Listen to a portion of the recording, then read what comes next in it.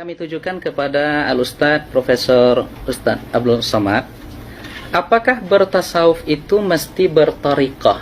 Atau apa hubungan tarikat dengan tasawuf itu, Ustadz? Silahkan, tafadhol, Ustadz. Bismillahirrahmanirrahim. Assalamualaikum warahmatullahi wabarakatuh.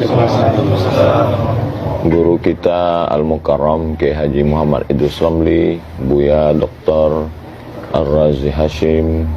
Terima kasih moderator kita Al-Mukarram Ustadz Dr. Zul Ikrami. Bersama kita juga ada Imam Besar Masjid An-Nur Pekanbaru Riau Al-Mukarram Ustadz Dr. Zul Hendri Rais, dan para asatis yang tak dapat disebutkan satu persatu. Ada mutiara di dalam lautan. Mutiara itu berada di dalam kerang, terang benderang.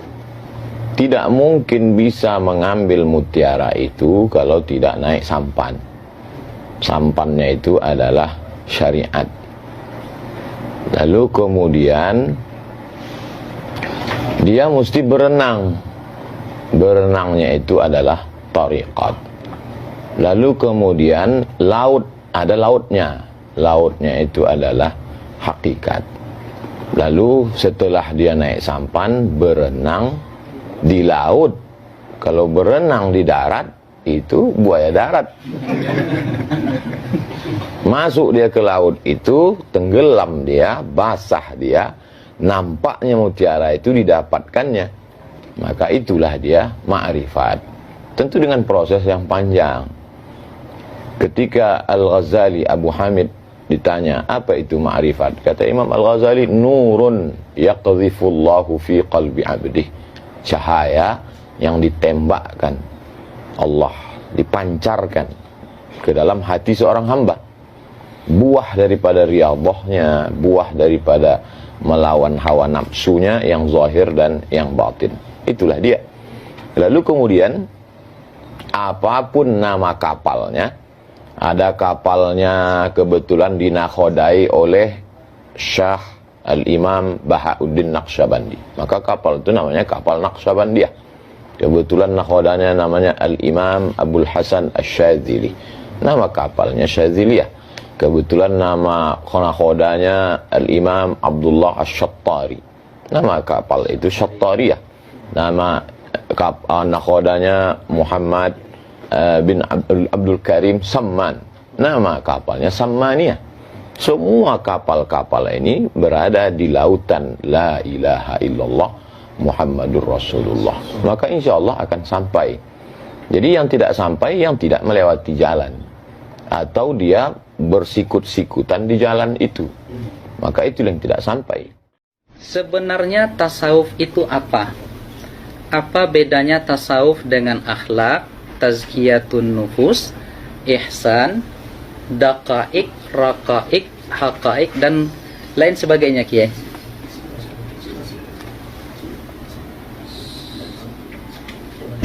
Ya, Assalamualaikum warahmatullahi wabarakatuh. Waalaikumsalam warahmatullahi wabarakatuh.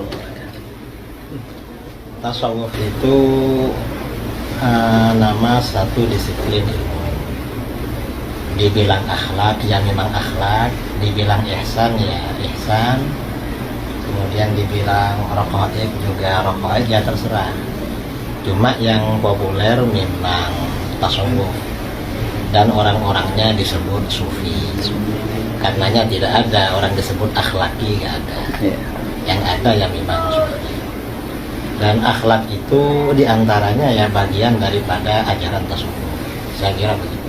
Baik, berarti bahasa atau narasi akhlak, tazkiyatun nafs, ihsan, tasawuf itu sama, Kiai, ya? Sama. Substansinya sama. Ya, substansinya memang sama. Karena para ulama kita ketika mendefinisikan tasawuf, ya ilmu untuk mengetahui ahwal tazkiyatun nafs. Baik.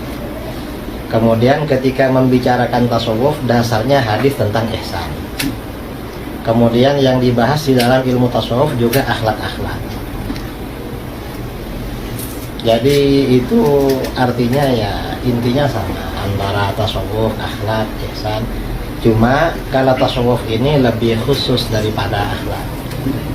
Karena kalau akhlak, kalau istilah akhlak, semua firqah, semua tawaif di dalam Islam menerima. Hatta orang-orang yang anti tasawuf itu menerima pada akhlak. Tetapi kalau tasawuf ini hanya kelompok tertentu yang menerima, artinya jumhur. Orang-orang yang anti tasawuf itu tidak menerima pada tasawuf. Kalau pada akhlak mereka menerima. Baik. Jadi tasawuf ini khususiyah bagi kita. Khususnya ahli sunnah. Ya, khususnya ahlu sunnah Wal Jamaah. Jadi nggak ada tasawuf di Syiah ya? Ya, tidak ada. Tidak ada tasawuf di Syiah. Walaupun mungkin mereka menghubung-hubungkan atau mengaku-ngaku ada tasawuf, ya hanya menghubung-hubungkan, mengaku-ngaku. Karena asas tasawuf itu tazkiyatun nafas. Termasuk tazkiyatun nafas itu kan menyucikan hati dari prasangka yang tidak baik. Syiah itu prasangkanya kan tidak baik pada sahabat, pada siapa. Jadi memang tidak ada tazkiyah. Baik. Sahih. Terima kasih Pak Kiai Haji Idrus Ramli atas jawabannya yang begitu luar biasa.